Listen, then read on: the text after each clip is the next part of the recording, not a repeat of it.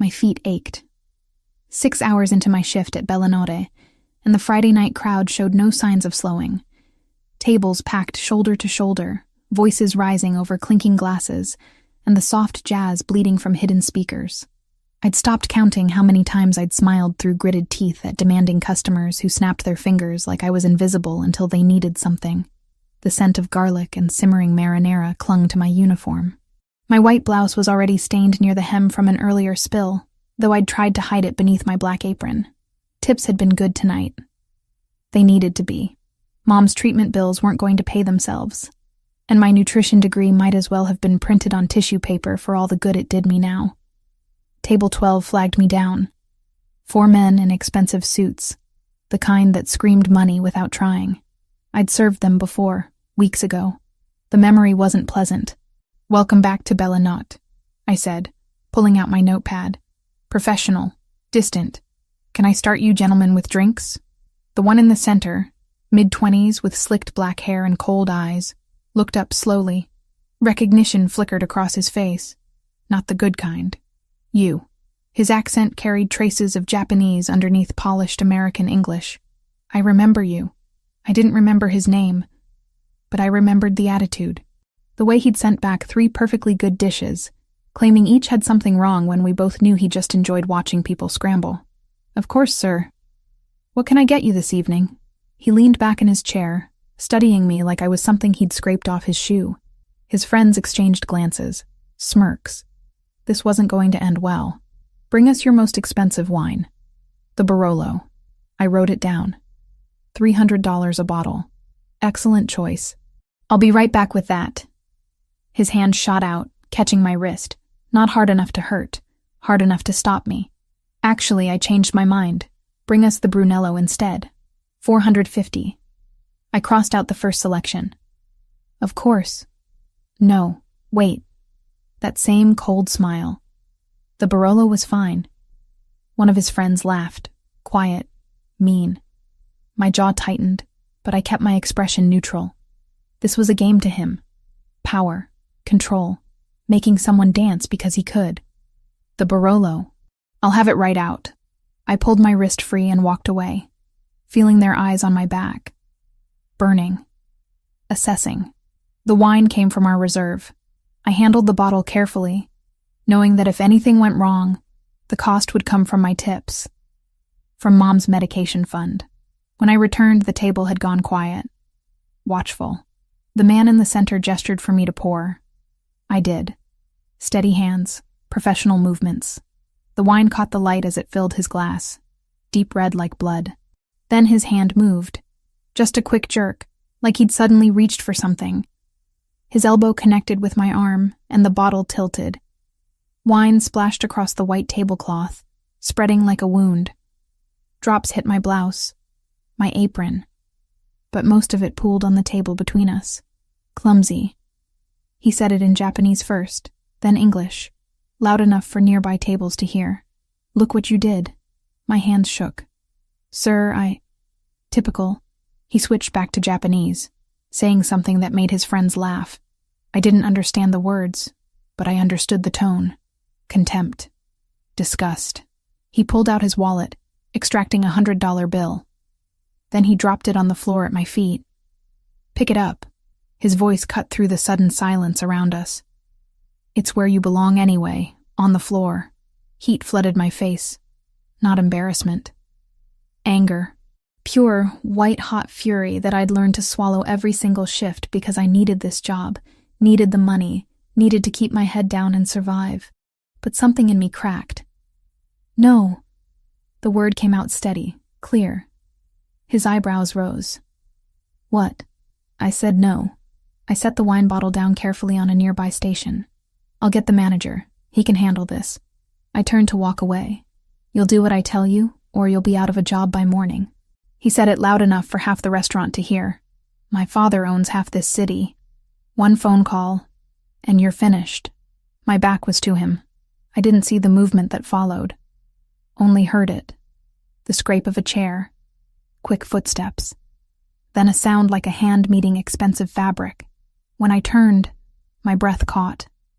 A man stood behind Kenji, both hands fisted in the collar of that expensive suit, lifting him slightly off his feet. Tall, easily over 6 feet, with dark hair swept back from a face carved from stone and shadow. His suit was charcoal, perfectly tailored, and when he moved, it was with the contained grace of something dangerous. I knew him. Everyone who worked at Bellanotte knew him. Alessandro Bellavita. He came in twice a week, always alone, always sat at the back corner table. Never caused problems, never spoke much. Just ate his meal, left a generous tip, and disappeared into the night. The owner had whispered once that Mr. Bellavita was an investor, silent partner, someone very important. Now he held Kenji suspended like a child holding a misbehaving puppy, and the temperature in the room had dropped 10 degrees.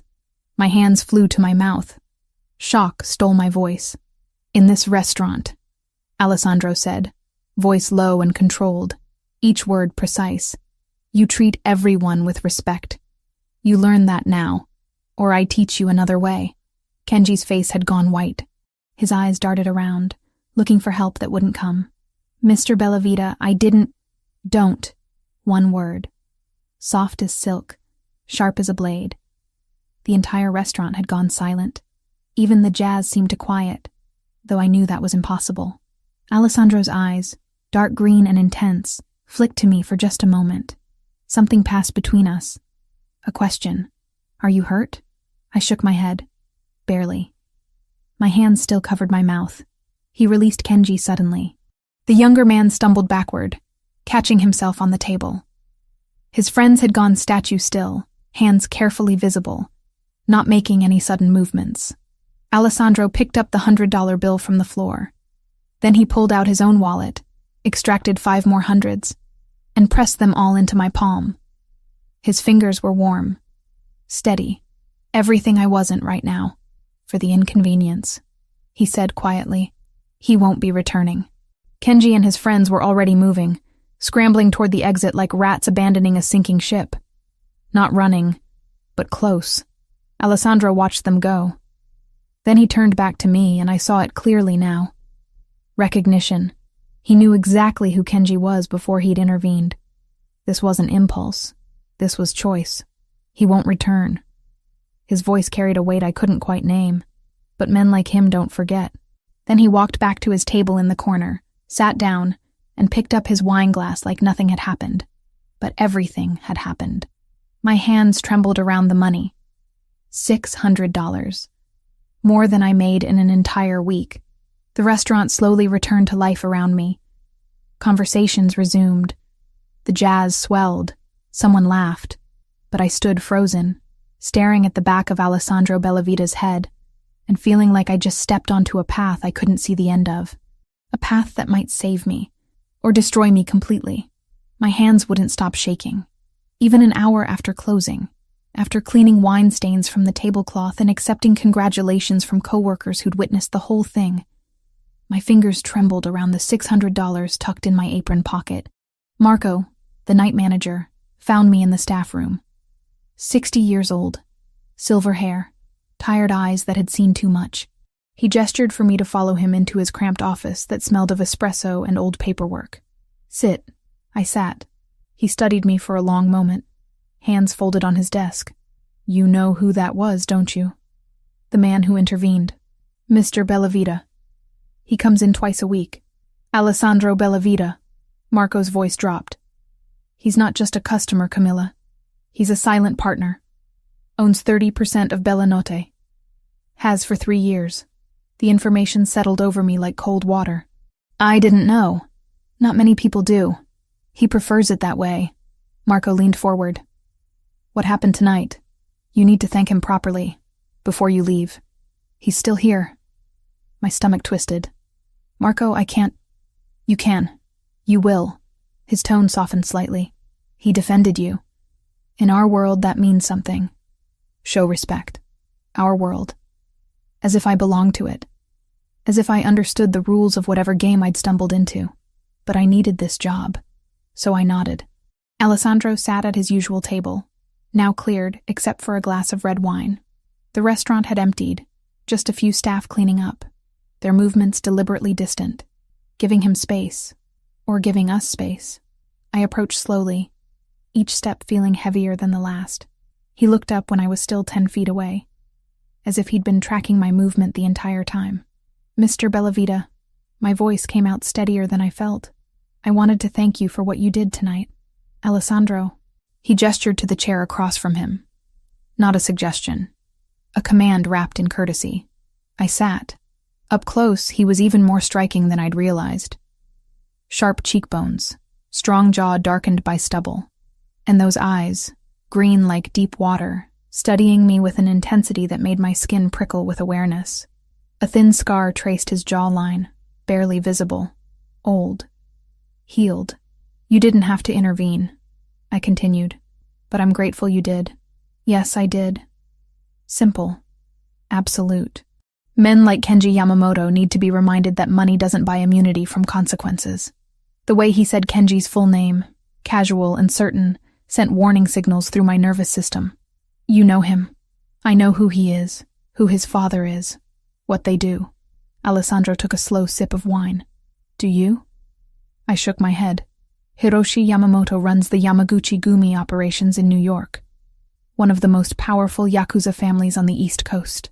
He set his glass down with deliberate care. "His son is a spoiled child playing at being dangerous, but the family name still carries weight." My throat went dry. "Then why did you—" "Because what he did was unacceptable. Because you deserve better than to be humiliated in your own workplace." His gaze never left mine. "Because some things are worth the complications they create." The air between us felt charged, electric, like standing too close to a live wire. Am I in danger? The question escaped before I could stop it. Alessandro's expression didn't change, but something flickered in his eyes. From Kenji? Possibly. From me? That ghost of a smile appeared, dark and knowing. Extremely, but not in the way you think. Heat flooded my cheeks. I stood abruptly. "I should go. Thank you again." His hand caught my wrist. Not hard, just enough to stop me. His skin was warm, his grip firm but careful. "Camilla." My name in his mouth did something to my pulse. "If anything happens, anything that makes you uncomfortable or afraid, you call me." He released me, pulling a business card from his jacket. Thick cream paper, embossed lettering. Just his name and a phone number. Day or night. Understood. I took the card, our fingers brushing. Understood. Walking away felt like wading through deep water. His presence pulled at me, magnetic and terrifying. The subway ride to Hell's Kitchen took 40 minutes. Long enough for adrenaline to fade, replaced by bone-deep exhaustion and a growing sense of unreality. Had tonight actually happened? Had Aleandro Bellavita, silent partner and apparent crime lord, really defended me against a Yakuza heir? My tiny apartment welcomed me with its familiar shabbiness. Cracked tiles in the bathroom, paint peeling near the windows, furniture from thrift stores and sidewalk finds. But it was mine. Paid for with my own money, my own sweat. I collapsed on the second-hand couch, still in my uniform, and stared at the ceiling until my phone buzzed. Unknown number.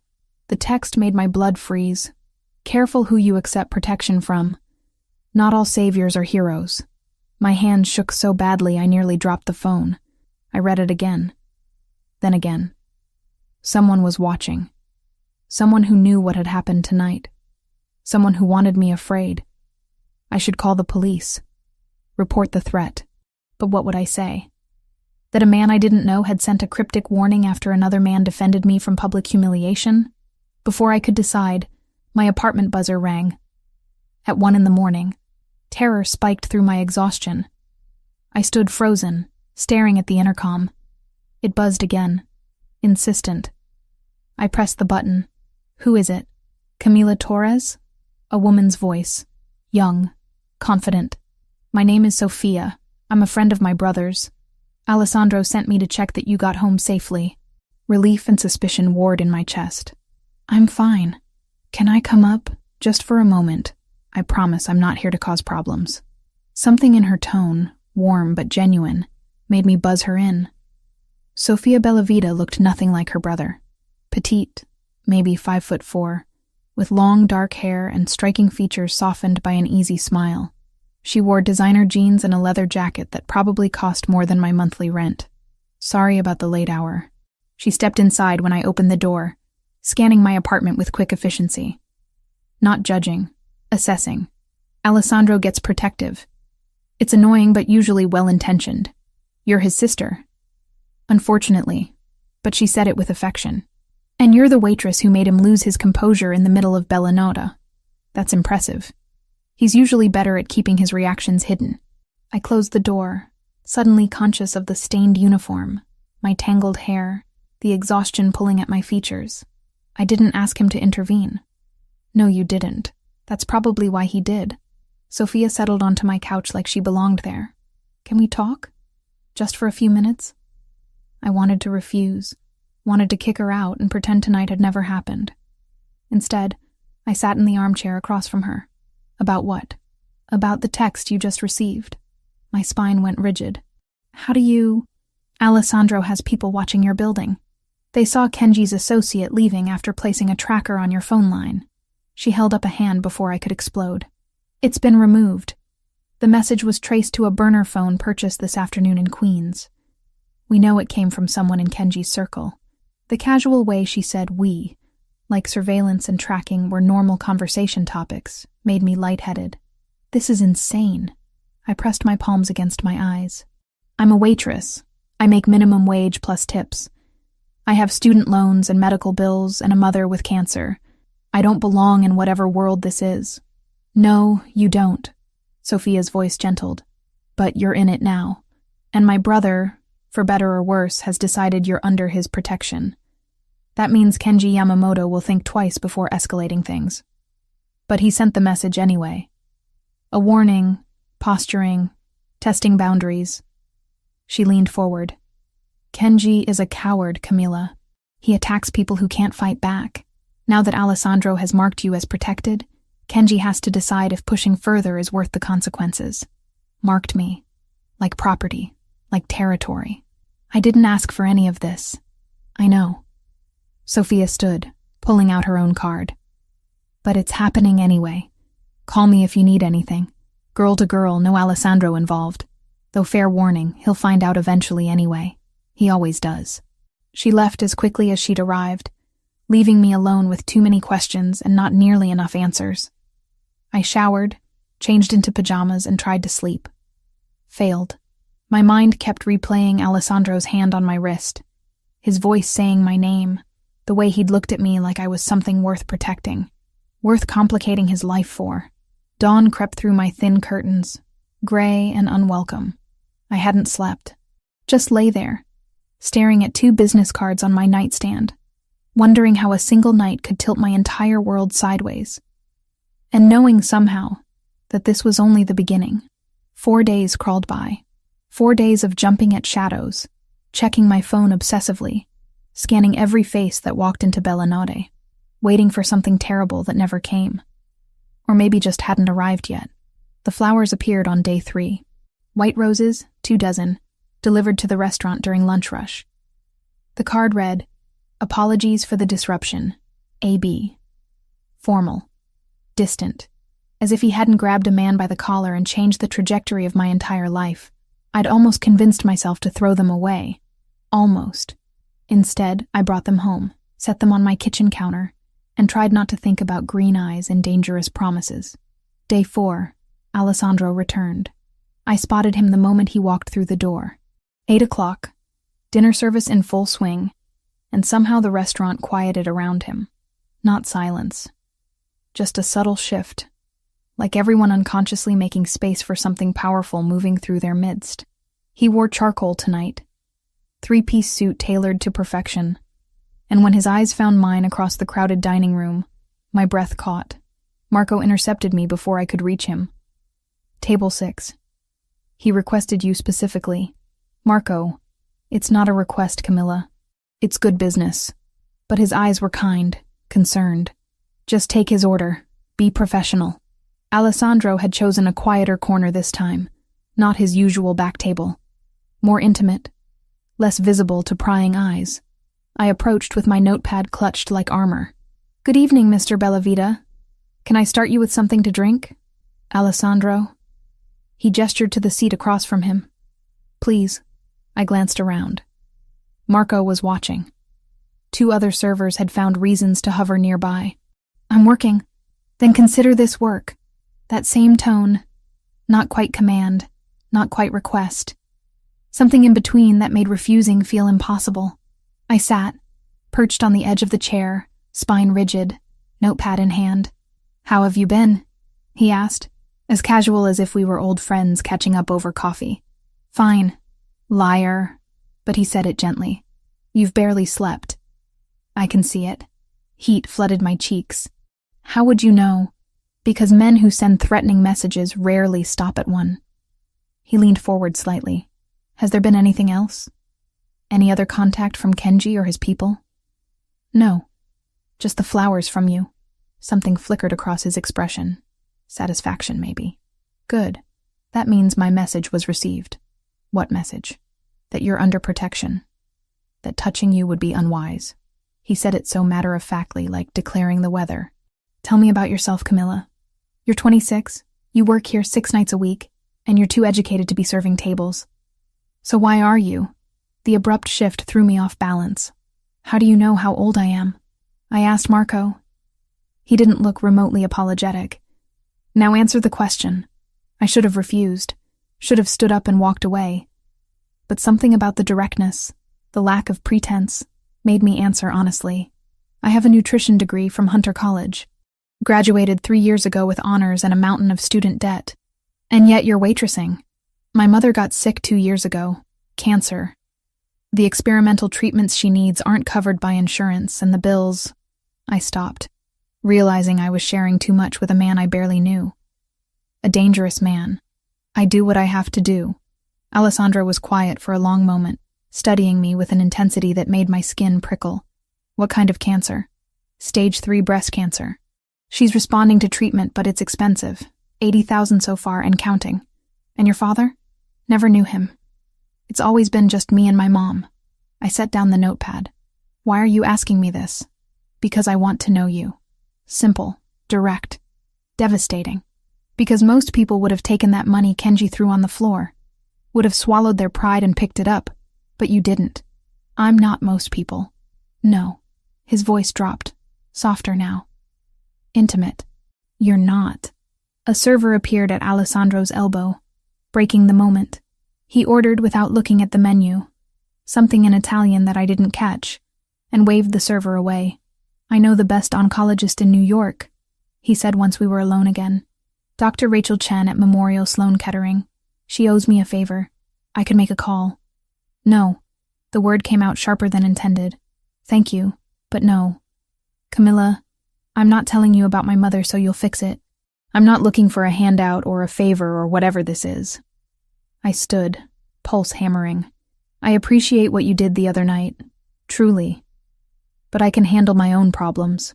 He stood too, smooth and unhurried, closing the distance between us until I had to tilt my head back to meet his eyes. "Can you? Because from where I'm standing, you're drowning. Working yourself to exhaustion for medical bills that will take years to pay off, if you ever can. That's not strength, Camilla. That's stubbornness. Maybe." I lifted my chin. "But it's my stubbornness, my choice." Something shifted in his expression. Respect, perhaps. Or understanding. He reached into his jacket, pulled out another card, pressed it into my palm. "When you're ready to accept help without shame, call me." He left cash on the table for a meal he hadn't eaten, and walked out without looking back. I stood there holding his card, hands trembling, hating how much I wanted to use it. The next 3 days passed in exhausted monotony. Work, sleep, visit mom at the hospital during my breaks, repeat. She was stable, responding well to the current treatment cycle. The doctors were cautiously optimistic. Then the call came. 2 a.m, my phone screaming me awake from dreams filled with green eyes and dangerous promises. The hospital. Emergency. Mom's vitals had crashed. They were rushing her into emergency surgery. There were complications. She needed a specialized procedure that would cost $75,000, and they needed authorization within the hour. $75,000. I had $800 in my checking account. The hospital financial counselor was sympathetic but firm. Without payment guarantee, they couldn't proceed. Without the procedure, Mom would die. I sat in the sterile waiting room, phone clutched in shaking hands, and stared at Alessandro's card. Pride was a luxury I couldn't afford. Not anymore. I dialed. He answered on the first ring. Camila. Not a question. He knew it was me. My voice broke. I pressed my palm against my mouth, trying to hold back the sob building in my chest. I need help. What hospital? Mount Sinai. But Alessandro, it's 75,000. I'm on my way. Don't sign anything until I get there. He hung up before I could respond. I don't know how long I sat there, wrapped in shock and desperation, and something dangerously close to hope. Time stretched and contracted. Nurses moved past. The fluorescent lights hummed overhead like insects. Then he was there, striding through the emergency room entrance in dark jeans and a black shirt, hair slightly mussed like he'd dressed quickly. He spotted me immediately, crossed the space between us in long, purposeful strides. Where? One word. I gestured mutely toward the administrative offices. What happened next passed in a blur. Alessandro spoke to the financial counselor, made a phone call, and within 10 minutes everything was authorized. Paid in full. Mom was being prepped for surgery. I tried to thank him. Tried to form words through the tears streaming down my face. He caught one with his thumb, the touch scorching against my skin. You don't owe me anything, he said quietly. But accept the dinner invitation. Let me take you somewhere that isn't a hospital or restaurant. Let me know you properly. I nodded, because I couldn't speak. Couldn't process that he'd just saved my mother's life without hesitation, without questions, without demands. Tomorrow night, he continued. 7 o'clock.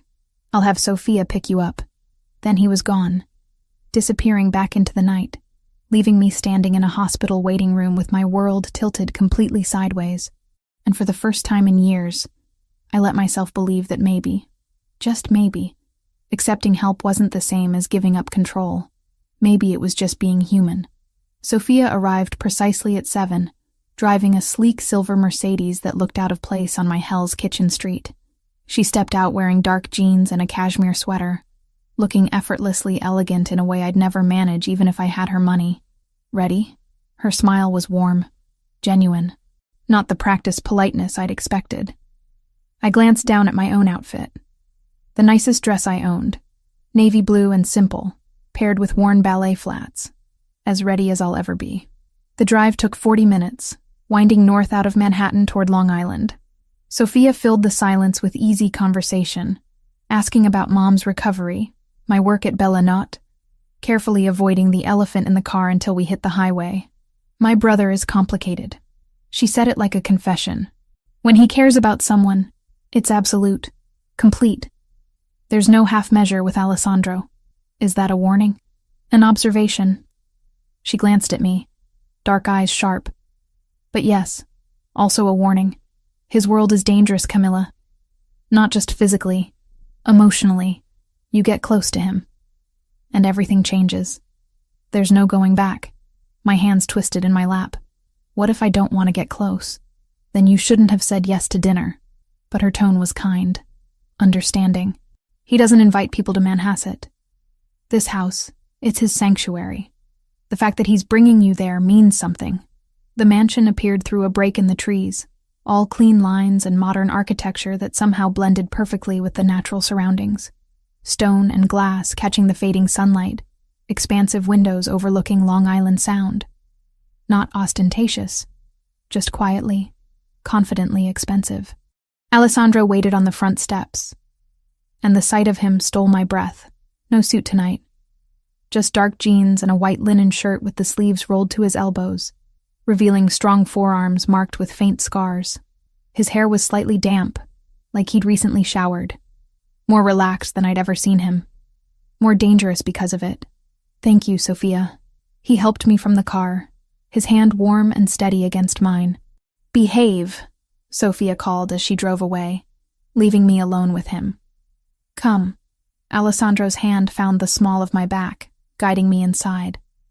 The touch burned through thin fabric, proprietary and protective at once. The interior took my breath away.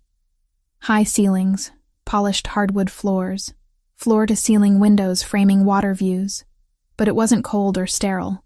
Books lined built-in shelves.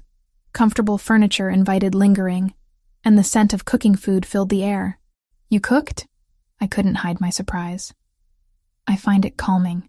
He led me to a kitchen that belonged in a magazine. Granite countertops, professional-grade appliances, herbs growing in small pots on the windowsill. "I hope you like Italian. I work in an Italian restaurant." That doesn't answer the question. That ghost of a smile appeared. "I love Italian food." He pulled out a stool at the island counter. "Sit. Talk to me while I finish." I watched him work, mesmerized by the confidence in his movements, tasting sauce, adjusting seasoning, plating with care. This man who held people by their collar and commanded fear now concentrated on making sure the pasta was perfectly al dente. "How did you learn to cook?" I asked. "My mother. She insisted all her children know how to feed themselves properly." He glanced up, something soft crossing his expression. "She died when I was 24. Car accident. My father went 6 months later. Heart attack, the doctor said. But I think it was grief. I'm sorry. It was a long time ago." He set a plate before me. Fresh pasta with a light cream sauce, perfectly seared scallops, delicate and beautiful.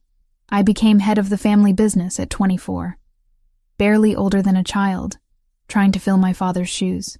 I took a bite. The food was extraordinary, melt-in-your-mouth perfection. "What kind of business?" Aleandro sat across from me, his own plate untouched.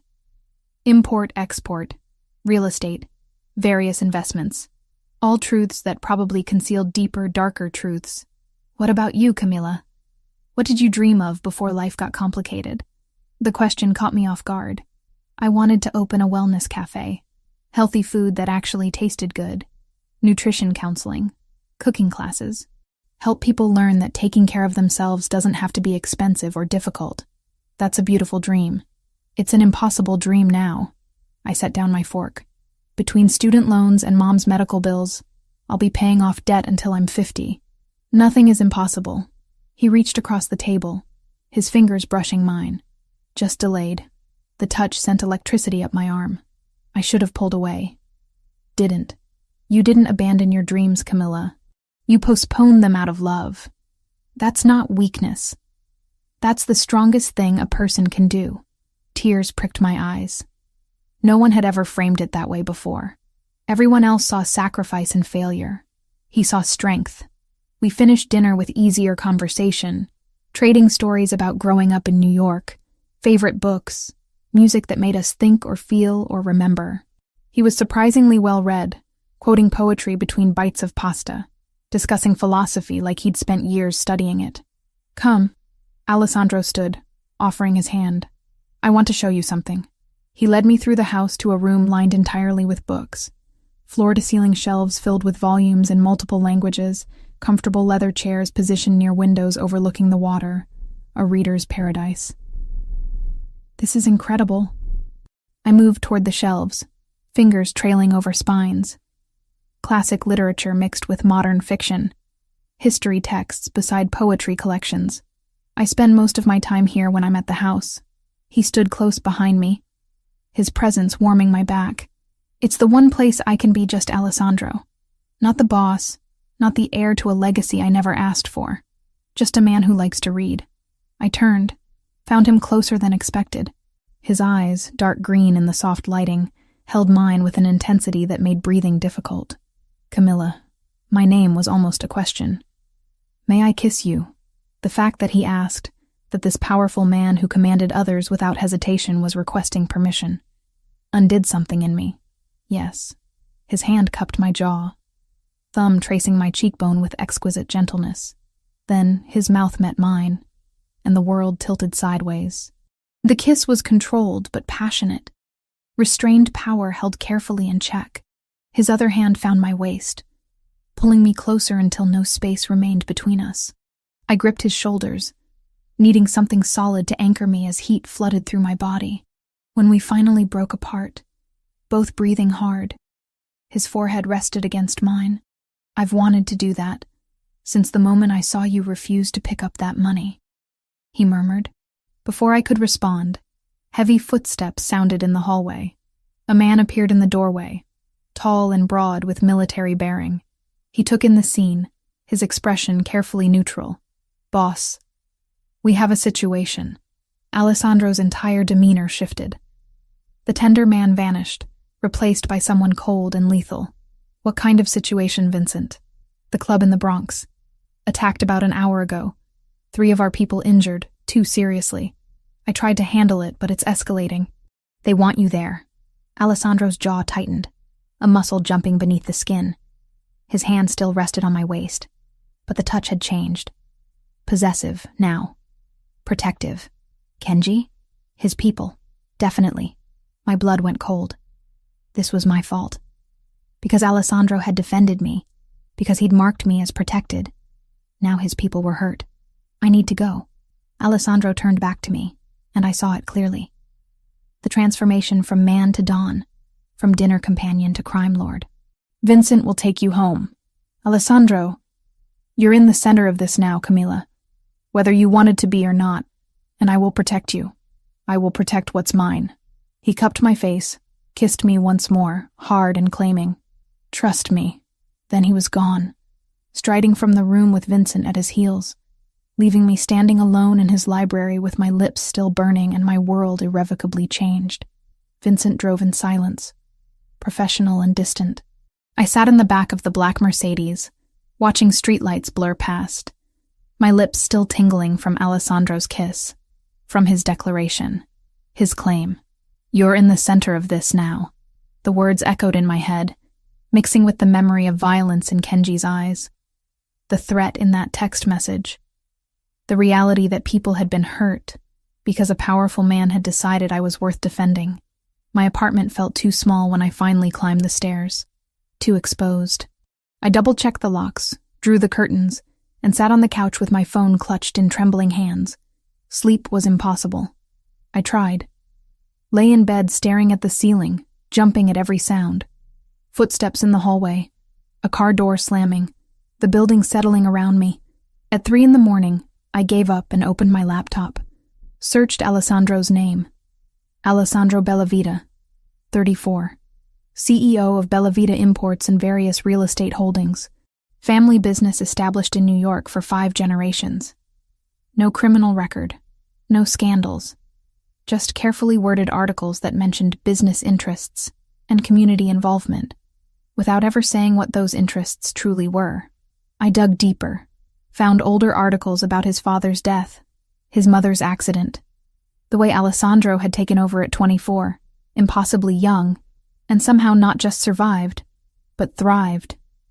Built an empire, commanded loyalty, the kind of loyalty that sent men to attack a club because their boss had been disrespected.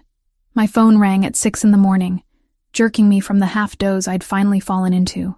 "Sophia, did you sleep?" "No. Good instinct. Can I come up? I have coffee and answers." She arrived 10 minutes later with 2 large lattes and dark circles under her eyes that matched my own. We sat at my tiny kitchen table, and she looked at me with something like pity. "You want to know what you've gotten yourself into?" "I want to know if I should run." "Too late for that." But she said it gently. "My brother is Don of the Bellavita family. 5th-generation Italian organized crime with roots going back to Sicily. We handle imports, territory disputes, protection services, and various other enterprises that exist in gray areas. We're not the Yakuza. We have rules, codes, limits, but we're not exactly law-abiding citizens either." The words settled over me like concrete. Heavy. Suffocating. Real. "And Kenji?" "Kenji Yamamoto is the spoiled, violent son of Hiroshi Yamamoto, who runs Yakuza operations in New York. He's a coward and a bully, but his father's name carries weight. Alessandro defending you publicly wasn't just chivalry, Camilla. It was a statement. You belong to him now. You're under Bellavita protection. I don't belong to anyone. I know. And honestly," Sophia leaned forward, "that's probably why he's so fascinated with you. Most people in our world understand ownership, territory, claims. You push back. You challenge him. That's rare. My hands wrapped around the coffee cup, seeking warmth I couldn't seem to find. What happens now? Now Aleandro has to decide how to handle the escalation. Kenji attacked one of our businesses. That demands response. But it's complicated because Hiroshi is old guard, traditional. If Aleandro retaliates too harshly, it could spark a war neither family wants. I thought about Alessandro's face when Vincent had interrupted. The cold fury, the lethal control. And me? You're the reason this started. Which means you're leverage, insurance, a target. She reached across the table, squeezing my hand. But Aleandro won't let anything happen to you. I've never seen him like this, Camilla. He's protective to the point of obsession. The next knock came an hour after Sophia left. Not the buzzer. Direct pounding on my apartment door that made my heart stop. I looked through the peephole. Aleandro stood in the hallway, still in the same clothes from last night, looking exhausted and dangerous and devastatingly focused.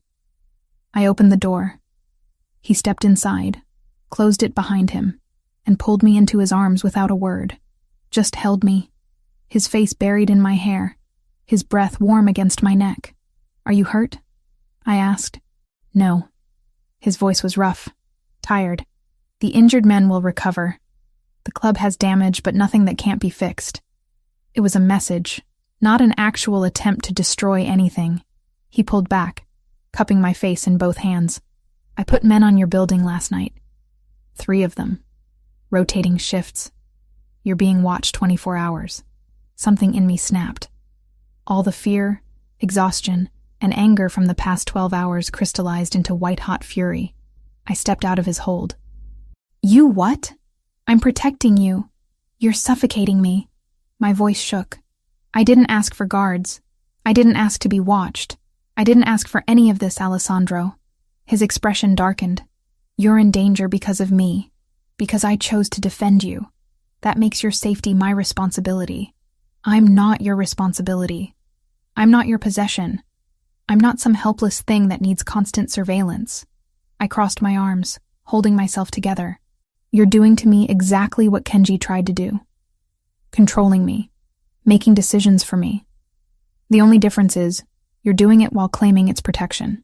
He went very still, dangerously still. When he spoke, his voice was soft. "Lethal. Don't compare me to him. Then don't act like him." I held his gaze, even though every instinct screamed at me to back down. "I understand you're trying to help. I understand the danger is real. But if this, whatever this is between us, is going to work, you can't just make decisions about my life without asking me first. You want me to ask permission to keep you alive? I want you to treat me like a partner, not a prisoner." My throat tightened. "I'm choosing to be here, Aleandro. Choosing to accept the risks that come with being close to you. But that has to be my choice, not something you force on me because you've decided what's best." The silence stretched between us, taut as a wire. I watched emotions flicker across his face. Anger, frustration. Something that looked almost like fear. Then he exhaled slowly, his shoulders dropping. "You're right." "I'm what?" "Right." He moved closer, but didn't touch me. Gave me space even as every line of his body screamed that he wanted to pull me close. I'm learning how to care about someone who isn't part of this world. Someone who doesn't understand how we operate. And I'm doing it badly. His hand lifted, hovering near my cheek before dropping. "I just watched men get hurt because I let myself care about you. The first thing I thought wasn't about retribution or territory or politics.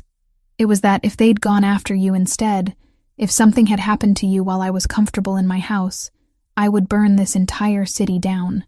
The raw honesty in his voice made my anger falter. "I'm terrified," he continued, "of losing you before I've even really had you. Of watching you get hurt because of my choices, my world, my enemies. So yes, I'm being overprotective, controlling, everything you said. But it comes from a place of absolute terror, not disrespect." I reached up, touching his face, feeling the stubble, the tension in his jaw. "Then work with me, not around me. Let me have some agency in this situation. Even if it's just the illusion of control, I can do that." He turned his head, pressing a kiss to my palm. "But you have to meet me halfway. Let me keep you safe in ways that don't make you feel caged. Trust that I'm not trying to own you. Just trying to keep you alive long enough to know you properly. Deal." I leaned forward, resting my forehead against his chest, feeling his heartbeat, steady and strong. "But Aleandro, we need to talk about what happens next, because hiding me away isn't going to stop Kenji. It's just going to escalate things." His arms came around me finally, solid and warm and protective without being suffocating. "I know. Which is why we need to move your mother somewhere safer. Somewhere Kenji can't use her as leverage against you." "Move her where?" "My property in Manhasset has a medical suite.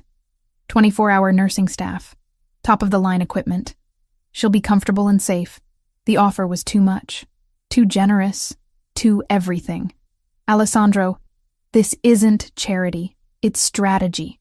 But his voice was gentle. "You're part of my world now, whether we like it or not. That means the people you love become targets. Your mother is vulnerable in a public hospital. Let me protect her the same way I'm protecting you." Tears burned my eyes. "I can't keep accepting help from you without giving anything back. Then give me your time, your trust, your willingness to let me figure out how to be what you need while staying who I am." He tipped my chin up, meeting my eyes. "That's all I want, Camilla. The chance to prove I'm worth the risk you're taking." I kissed him, poured everything I couldn't say into the pressure of my lips against his. Fear and hope and desperate need all tangled together. When we broke apart, I nodded. "Okay. We'll move my mother. We'll do this your way. But I need something too. Name it. Teach me to defend myself. If I'm going to be in your world, I need to be able to protect myself. Not just rely on guards and surveillance." Something like pride flickered in his eyes. "Vincent can train you. Former military, highly skilled. He'll teach you everything you need to know. Thank you. Don't thank me yet." He pulled me close again, holding me like I was something precious. Something worth fighting for. "This is only the beginning, Camilla. And it's going to get worse before it gets better." "I know." I breathed him in, cedar and smoke and something uniquely him. "But I'm not running." "Good." His lips brushed my temple. "Because I wouldn't let you go anyway." 3 days passed in a strange new normal that felt both surreal and oddly right. Mom settled into the medical suite at Alessandro's Manhasset estate, her color improving daily with round-the-clock care I could never have afforded in a lifetime of saving. The nurses were professional, kind, treating her like she mattered rather than just another patient in an overworked system. I split my time between visiting her and training with Vincent, who proved to be a patient if demanding instructor in basic self-defense. He taught me how to break holds, where to strike to incapacitate an attacker, how to stay aware of my surroundings. Skills I prayed I'd never need, but felt strangely empowered learning. Aleandro was gone more than present, handling what he called delicate negotiations. I understood what that meant. He was meeting with Hiroshi Yamamoto, trying to resolve this mess without triggering a full-scale war between their organizations. The weight of it showed in the brief phone calls we managed, his voice strained with exhaustion, even as he asked about my day with genuine interest. I returned to Bellanotte on day 4, needing the normalcy of work, even though nothing felt normal anymore. The familiar rhythm of taking orders, delivering plates, navigating the dinner rush. Marco welcomed me back with knowing eyes and no questions. The other servers whispered when they thought I couldn't hear, casting glances my way that mixed curiosity with caution. Everyone knew something had changed, that I was under Bellavita protection now, that I belonged to Aleandro in ways that made me both safer and more dangerous to be near. During my afternoon break, I sat in the cramped staff room with my phone, scrolling through messages from Sophia about Mom's progress. The nurses had her walking short distances now. Her appetite had returned, small victories that felt monumental after months of watching her fade. That's when Danny, one of the bussers, stuck his head through the doorway. 22, trying to save for culinary school, always friendly. His face held cautious excitement. "Hey, Camilla? You were asking about that Japanese guy who caused trouble last week, right? The one Mr. Bellavita dealt with?" My pulse quickened. I'd been quietly questioning staff for days, trying to gather information, playing the role Aleandro and I had discussed. Active participant, not passive victim. Learning to navigate this world by contributing rather than just accepting protection. Yeah. Why? My cousin works security at a warehouse complex in Maspeth, near LaGuardia Airport. Says he's seen a guy matching that description hanging around the past few days. Asian, expensive clothes, acts like he owns the place but seems nervous. Keeps looking over his shoulder. Been there 3 days straight. Always with some rough-looking dudes. Russians, my cousin thinks. Everything in me went still. Russians. Mercenaries. Exactly what Aleandro had warned about. Which warehouse? Danny pulled out his phone, showed me a location pin. Industrial area, lots of abandoned buildings. The kind of place people went when they didn't want to be found. My cousin says they're in the old textile factory. Big brick building, most of the windows broken out. Nobody's used it in years. Thanks, Danny. I really appreciate this. No problem. Just be careful, okay? Those dudes looked seriously dangerous. I called Aleandro the moment I was alone in the supply closet, heart hammering against my ribs. He answered on the first ring like he'd been waiting for my call. Camilla, I have something. I explained quickly, precisely, keeping my voice low. Danny's information, the location, the timeline, the Russians. It matches Kenji's profile perfectly. He's hiding, but not well enough. Silence on the other end. I could almost hear him thinking, calculating, planning. Then, you're certain about this source? Danny's cousin has worked security there for 2 years. He knows the area, knows what normal looks like. This isn't normal. Good work. Pride colored his voice, warming something in my chest. You've done exactly what I needed. Now let me handle the rest. I'm sending Sophia to bring you to the estate immediately. Aleandro. Please, Camilla. His voice dropped, urgent, raw. Trust me on this. You've given me the advantage I needed. Now let me use it to end this before anyone else gets hurt. Before Kenji decides to escalate in ways we can't predict. I wanted to argue. Wanted to demand to be part of whatever came next. But the fear underneath his command stopped me. He wasn't just being overprotective. He was terrified of losing me. Okay, I trust you. Thank you. He exhaled slowly. I'll call you when it's done. The line went dead, leaving me standing in a supply closet between stacks of napkins and cleaning supplies, having just helped set in motion something that would either end this nightmare or make it infinitely worse. That evening, sitting in the Manhasset library while Aleandro was God knows where doing God knows what, Mom found me. She moved slowly, still recovering, but her eyes were sharp, knowing. She'd always been able to read me like an open book. Tell me about him. She settled into the leather chair across from mine, wrapping a cashmere throw around her shoulders. The throw Sophia had brought her, soft and expensive. Everything here was soft and expensive. This Aleandro who's given me a palace to recover in, who's put that look in your eyes. Mom, don't deflect, sweetheart. I'm your mother. I see how you look when his name comes up. How you check your phone constantly, jumping every time it buzzes. How you haven't slept properly in days. She reached out, taking my hand in hers. Thinner than before the illness, but steady. Strong. Do you love him? The question hung between us, direct, unavoidable, terrifying in its simplicity. Did I love Aleandro Bellavita? The man who defended me with controlled violence, who paid my mother's medical bills without hesitation, who kissed me like I was oxygen and held me like I was precious. The crime lord who commanded fear and loyalty in equal measure. The complicated, dangerous, surprisingly tender man who cooked me dinner and quoted poetry and looked at me like I was something worth fighting for. Yes, the word emerged as barely a whisper. God help me. But yes, I love him. Mom's expression softened. Not judgment. Understanding. Then whatever comes next, you face it together. That's what love means, sweetheart. Not running from the hard parts. Not hiding from the danger. Walking through fire holding hands. Trusting that neither of you will let go. Tears pricked my eyes. What if the fire burns us both? Then you burn together. But something tells me that man won't let anything happen to you. I've seen the way Sophia talks about him. The way everyone here moves when his name is mentioned. He's powerful, yes. Dangerous, absolutely. But he's also completely devoted to protecting what he loves. And he loves you, Camilla. Even I can see that. Later, long after Mom had gone back to her room to rest, Aleandro called. Not the usual brief check-in, but a longer conversation.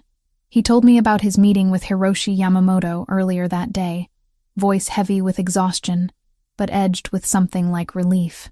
He's an old-school traditionalist, honorable in ways his son will never understand or appreciate. Alessandro's voice carried the weariness of someone who'd spent hours in tense negotiations. Kenji has a history. Ran from Tokyo after offending a high-ranking Oyabun. Disrespected someone untouchable. Nearly started a war between families.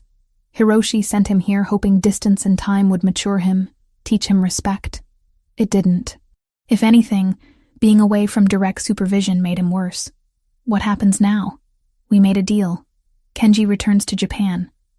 Enters a Buddhist monastery in Kyoto for a year. Under Hiroshi's direct supervision. Meditation. Discipline. Learning the humility his father should have taught him years ago. He also makes a public apology to you at Bellinot, witnessed by both families. If he refuses either condition, Hiroshi has given me permission to handle it my way. The clinical way he said it made my skin prickle with understanding of what my way meant. And if he's already refusing by hiding in that warehouse, then I go get him tonight. Convince him that apologizing to you and accepting his father's punishment is vastly preferable to the alternative. A pause, weighted with meaning. Your information was crucial, Camilla. We've had people watching that area since you called. It's definitely him. He's hired independent Russian mercenaries, paying them from offshore accounts he apparently kept hidden from his father. Smart enough to cover his tracks financially, but not smart enough to hide his location properly. Independent. Does that matter? It means when we move on him, it won't trigger automatic retaliation from the Bratva. These are freelancers, not official operators. We can negotiate compensation for any casualties and avoid a larger conflict. It keeps this contained to just our families. His voice softened, carrying something like pride. You're learning the politics of this world quickly. I have a good teacher, or maybe just strong motivation to understand what I'm dealing with. Maybe both. I could hear the exhaustion dragging at him, but also the warmth, the affection he rarely voiced, but showed in countless small ways. Come back safe, Aleandro. Whatever you're planning with Kenji tonight, whatever happens in that warehouse, just come back to me. Always. It sounded like a vow. A promise carved in stone. I have too much to lose now. You've become my reason, Camilla. My reason to be careful, to think beyond just territory and honor and tradition. To want a future that includes something other than violence and endless wars. You make me want to be more than just Don Bellavita. You make me want to be just Aleandro. Just a man who loves a woman. Tears burned my eyes, spilling over before I could stop them. I love you. The words hung in the air between us, crackling through the phone connection. I hadn't meant to say them. Not yet. Not like this. Over the phone while he was preparing for what was essentially a kidnapping and forced negotiation mission. Say that again. His voice roughened with emotion I'd never heard before. Vulnerable. Almost desperate. I love you, Aleandro Bellavita. Despite the insanity. Despite the danger. Despite every rational reason I shouldn't. Despite knowing this could end in heartbreak or worse. I love you. Hold that thought. His voice dropped to something intimate, promising. Because when I get back, when this is finished and Kenji is dealt with, I'm going to spend a very long time showing you exactly how I feel about you. How you've changed everything for me. How you make me want to be better than I am. He hung up before I could respond, leaving me in the library with my racing heart and the terrifying, exhilarating reality that I'd just admitted the deepest truth. That I loved a man who lived in shadows, who commanded violence with the same hands that held me tenderly. Sophia found me an hour later, still curled in the chair, phone clutched in my hand like a lifeline. She carried 2 mugs of tea, settling into the chair Mom had occupied earlier. He'll be okay. She offered 1 mug, the steam carrying hints of chamomile and honey. Aleandro has been doing this since he was 24. He knows how to survive, how to win, how to come home. That doesn't make waiting easier. No. She smiled sadly, knowingly. It doesn't. Welcome to loving a bella vita, Camilla. The worry never goes away. You just learn to live with it. Learn to trust that they know what they're doing, that they're as careful as they can be in a world that doesn't reward careful. Outside, night fell over Long Island Sound, the water turning dark and mysterious under the moon. Somewhere in Queens, in an industrial warehouse near LaGuardia Airport, Aleandro was moving on Kenji Yamamoto, ending this threat, protecting me, risking himself and his men, and all I could do was wait and trust and pray that the man I loved would come back to me whole, that we'd get our chance at whatever future we were building together, one dangerous day at a time. That love would be enough to survive the fire we were both walking through. The call came at 3 a.m. Aleandro's voice, rough with exhaustion but alive. Whole. It's done. We have him. Relief flooded through me so powerfully my knees buckled. I sank onto the bed, phone pressed against my ear. Are you hurt? Bruised, nothing serious. Kenji tried to run. His mercenaries put up a fight, but once they realized we weren't there to kill them, just capture Kenji, most surrendered. Smart men know when to fold. He exhaled slowly. I'm coming home. Wait for me. He arrived as dawn painted the sky pink and gold over Long Island Sound. I met him in the foyer, and the sight of him stole my breath. His shirt was torn, blood spattering the fabric, a cut above his eyebrow, already cleaned but still angry red, knuckles scraped raw, but his eyes, when they found mine, held nothing but relief and something deeper, hunger mixed with tenderness. Camilla. He crossed the space between us in 3 strides, pulling me into his arms with desperate strength. His face buried in my hair, breathing me in like I was air after drowning. I kept my promise. I came back. You did. My hands roamed his back, his shoulders, confirming he was real and whole. What happens to Kenji now? Hiroshi is on his way to collect him. We have him secured, unharmed. I kept my word on that too. He pulled back enough to cut my face, thumbs stroking my cheeks. But first, I need you to know something. When we stormed that warehouse, when bullets started flying and everything turned chaotic, all I could think was that if something happened to me, you'd never know how completely you own me. Tears blurred my vision. Aleandro, let me finish. His voice dropped, intimate and raw. I've spent 10 years as Don Bellavita. 10 years putting the family first, making calculated decisions, treating love as a liability I couldn't afford. Then you walked into my restaurant, refused to be humiliated, and looked at that money on the floor like picking it up would cost you something more valuable than pride, your dignity, your sense of self. And I was lost. He kissed me then, deep and claiming and achingly tender, poured everything he couldn't say into the pressure of his lips against mine, the way his hands trembled slightly as they held my face. When we broke apart, both breathing hard, he rested his forehead against mine. I love you, Camila Torres. Completely. Absolutely. In ways that terrify me because I finally understand what I have to lose. You won't lose me. I gripped his wrists, anchoring us together. I'm here. I'm yours. And you're mine. Always. He kissed me again. Softer this time. A promise sealed. Now come. Hiroshi will be here soon, and I need you to see how this ends. An hour later, a convoy of black cars arrived. Hiroshi Yamamoto stepped out of the lead vehicle, and I understood immediately why he commanded respect.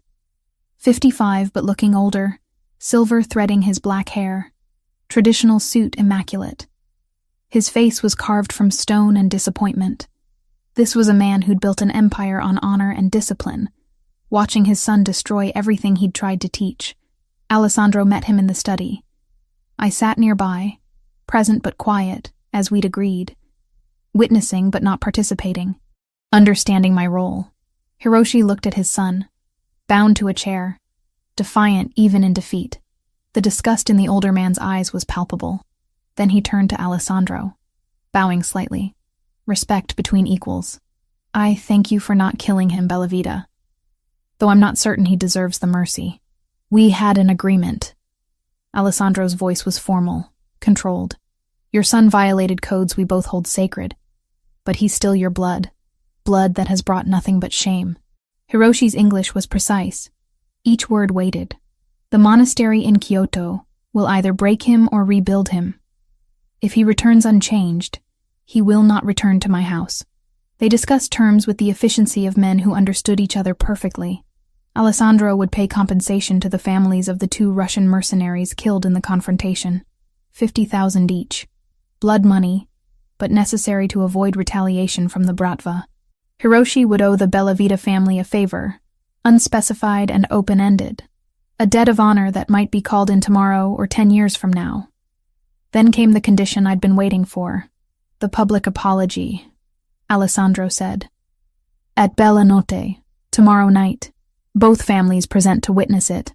Kenji's head snapped up, face twisting with rage. I won't. You will. Hiroshi's voice cut like a blade. Or you will be dead to me. No monastery, no second chance, just exile and disgrace. The silence stretched. Then Kenji's shoulders slumped, the fight draining out of him. Cowardice and self-preservation winning over pride. I'll do it. The words emerged bitter. Defeated. The next evening I stood in Bella Notte wearing the navy dress from our first real dinner, Alessandro's hand warm against the small of my back. The restaurant had been cleared except for key members of both families. Marco stood near the kitchen, face carefully neutral. Sophia sat at a nearby table, offering me encouraging smiles. Kenji entered with his father, looking smaller somehow. Diminished. His expensive suit couldn't hide the defeat in his posture, the shame radiating from every line of his body. He approached where I stood with Aleandro, stopped 3 feet away, and slowly, mechanically, bowed. Deep and formal, holding the position longer than seemed comfortable. I am sorry. He spoke first in Japanese, the words flowing with ritual formality, then switched to English. I was arrogant, cruel, and unworthy of basic humanity. I disrespected you in this place, treated you as less than human because I believed my name and money made me untouchable. I was wrong. You showed me grace I did not deserve when you refused to lower yourself to my level. I ask your forgiveness, though I do not merit it. I vow to learn from this shame, to become a man worthy of the honor my father has tried to teach me. The restaurant was utterly silent. Every eye watched, witnessing this moment. The humiliation of a spoiled heir. The dignity of a woman who'd refused to be broken. I looked at Aleandro. He nodded slightly. My choice. My terms.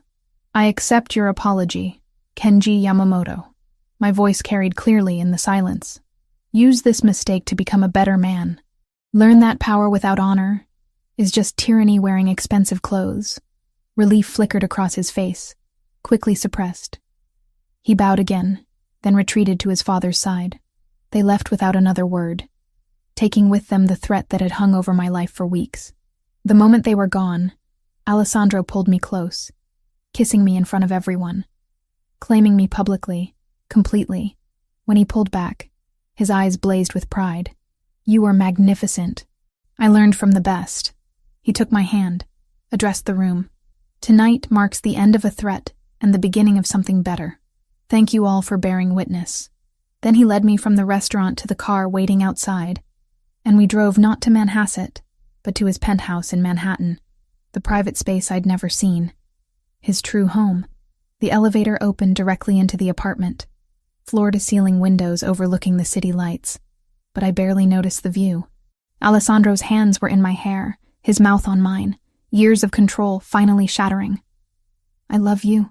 He breathed the words against my lips between kisses. My reason, my heart, mine, yours. I pulled him closer, needing no space between us. Always yours. We made love with desperate intensity, every touch a promise, every kiss a vow.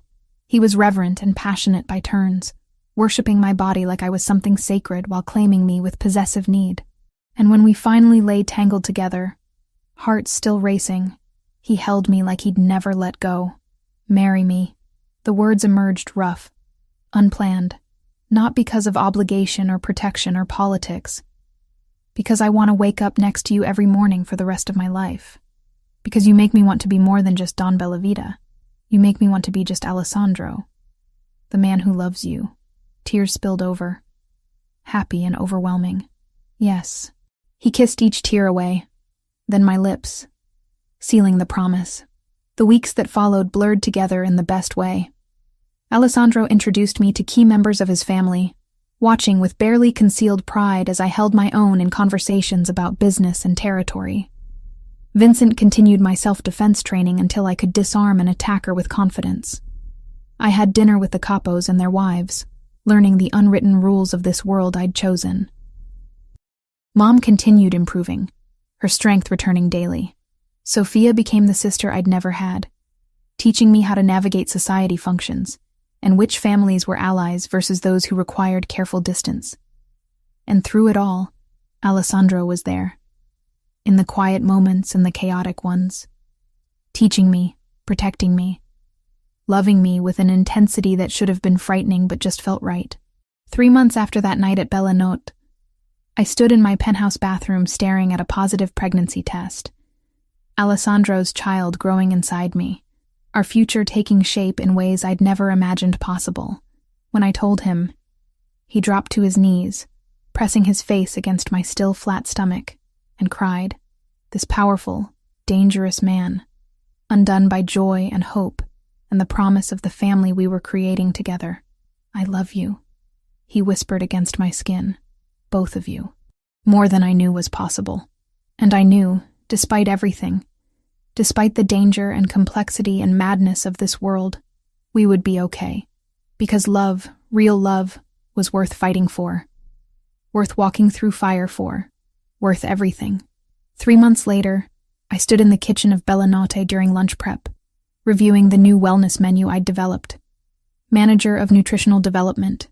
The title still felt surreal, printed on business cards that bore my name beneath the restaurant's elegant logo.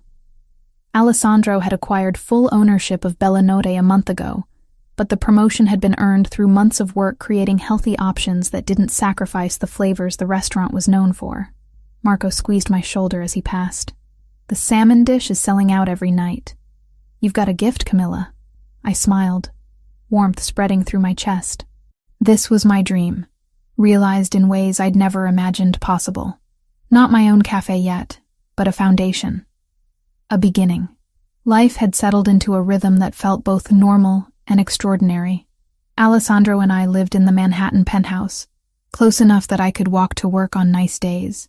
Mom had moved into a beautiful apartment on the Upper West Side, her cancer in remission, her strength returning daily. We had dinner together twice a week, and she'd started volunteering at a cancer support center, helping others navigate the maze of treatments and insurance battles she'd survived. Sophia had become the sister I'd never had. We met for coffee, went shopping, attended charity galas together, where I learned to navigate the complex social dynamics of Aleandro's world. The other wives had accepted me cautiously at first, then with genuine warmth once they realized I had no interest in playing power games. I was Aleandro's partner, not his accessory. Vincent had declared my self-defense training complete 2 weeks ago, though we still practiced once a week. I could disarm an attacker, break holds, protect myself. Knowledge I prayed I'd never need but carried with quiet confidence. There were still dangers, of course. A new player had moved into Brooklyn territory, testing boundaries, probing for weaknesses. Aleandro handled it with the same calculated precision he applied to everything, never bringing the violence home, but never hiding the reality either. We'd learned to balance honesty with protection, trust with wisdom. But today, none of that mattered. Because today, I held a secret that would change everything. The pregnancy test sat in my purse, taken during my break, positive and undeniable. Aleandro's child growing inside me. Our future taking physical form. I hadn't planned to tell him tonight. Had wanted to find the perfect moment. Create something special. But the words burned inside me. Too big to contain. He picked me up after my shift, as he often did when his schedule allowed. The sight of him leaning against his car, dark jeans and a leather jacket, made my heart skip like it had that first night. Some things never changed. How was your day? He kissed me, slow and thorough, not caring about the people walking past. Good. Productive. Yours? Long, tedious meetings about territory agreements. He opened my door, hand at my back as I slid in. But better now. We drove through Manhattan, the city lights beginning to glow as dusk fell. I studied his profile. This man who'd defended me, claimed me, loved me with an intensity that still took my breath away. Father of my child, my future husband. We'd set a wedding date for 2 months from now. Small ceremony at the Manhasset estate, just family and close friends. Nothing ostentatious. Just us. Promising forever in front of people who mattered. Aleandro? My hand found his on the center console. Fingers intertwining. Yes, amore mio? I'm pregnant. The car swerved slightly. He corrected immediately, pulling over to the side of the road with quick, precise movements. The engine idled as he turned to face me fully, eyes wide with shock. Say that again. I'm pregnant. About 6 weeks, I think. I took 3 tests today. All positive. For a moment, he just stared. Then his hand lifted, trembling slightly, cupping my face with exquisite gentleness. A baby. Our baby. Tears spilled over before I could stop them. I know it's fast. We're not even married yet. And with everything happening in Brooklyn, he silenced me with a kiss, pouring everything he felt into the press of his lips against mine. When he pulled back, his own eyes were wet. I love you. Both of you. His hand slid to my stomach, resting there with reverent care. So much it terrifies me, but also makes me want to be better than I am. To build a world where our child can grow up safe and loved. We will. I covered his hand with mine. Together. He drove us home in charged silence, his hand never leaving my knee. Once inside the penthouse, he pulled me close, holding me like I was something infinitely precious. Marry me, he murmured against my hair. Not in 2 months. Soon. As soon as we can arrange it. I want you to be my wife before you start showing. Want our child born knowing their parents are bound by every law and tradition that exists. Yes. I laughed through tears.